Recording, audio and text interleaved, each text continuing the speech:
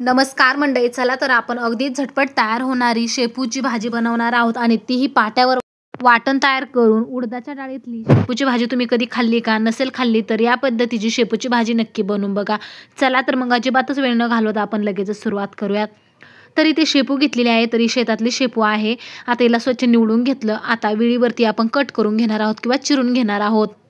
तर अशा पद्धतीची शेपूची भाजी उडदाच्या डाळीमधली नक्की बनवून बघा. खूप मस्त लागते. लहानांपासून मोठे सगळे आवडीने खातील आणि अगदी झटपट तयार होते. चला तर सगळी शेपू आपण अगदी बारीक अशी कट करून किंवा असे कापून घेणार आहोत विळीवरती. विळी नसेल चाकूवरती कापली तरी देखील चालणार आहे, कारण विळीवर चिरलेली भाजी खूपच मस्त लागते. चला तर सगळी शेपू आपण याच पद्धतीने बारीक चिरून घेणार आहोत. तर तुम्ही कधी बनवली नसेल झटपट तयार होणारी, डब्यासाठी तुम्ही अशा पद्धतीची शेपूची भाजी नक्की बनवू शकता.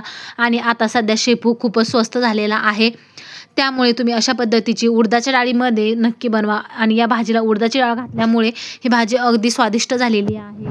चपाती किंवा भाकरीसोबत खूप मस्त लागते आणि डब्यासाठी देऊ शकता. मुलंसुद्धा आवडीने खातील.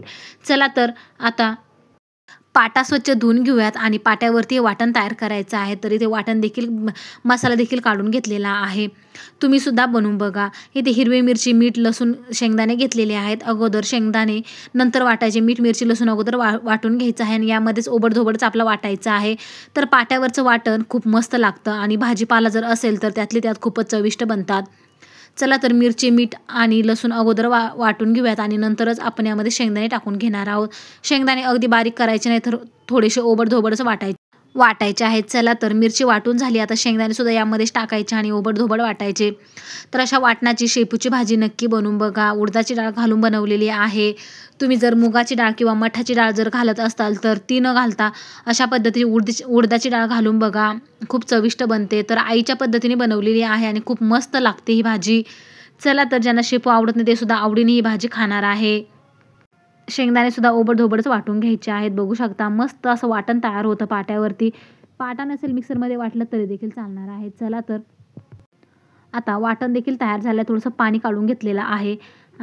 आता शेपूच्या भाजीमध्ये सुद्धा पाणी टाकून घेतलेलं आहे. थोडंसं अगोदर सुद्धा धुतली होती आणि नंतर सुद्धा थोडंसं पाणी टाकलेलं आहे, कारण शेपूच्या भाजीचा थोडासा वास येत असतो त्यामुळे. चला तर मग आता गॅसवर कढाई ठेवली.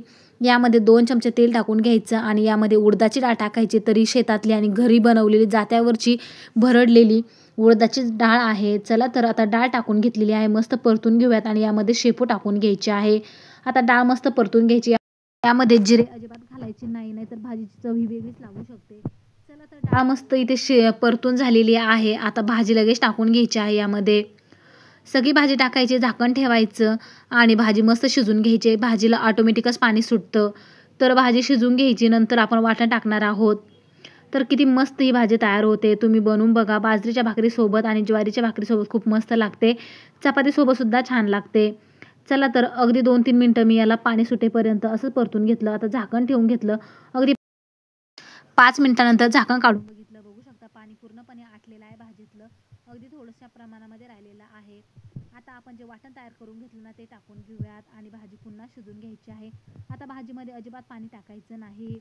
तर या वाटणामध्येच आपण ही भाजी शिजवून घेणार आहोत. तर भाजी बऱ्यापैकी शिजलेली आहे. अगोदरच पाणी सुटल्यामुळे भाजीला वाटण टाकायचं, छान परतून घ्यायचं आणि मस्त झाकण ठेवून भाजी अजून थोडा वेळ शिजून घ्यायची आहे. त्यानंतर भाजी तयार होते. तर बघू शकता अशा पद्धतीची मस्त शेपूची भाजी तयार झालेली आहे. चपातीसोबत खाल्ली अगदी मस्त ही भाजी तयार होते. बघू शकता मस्त चुलीवर बनवलेल्या चपातीसोबत ही भाजी खाल्ली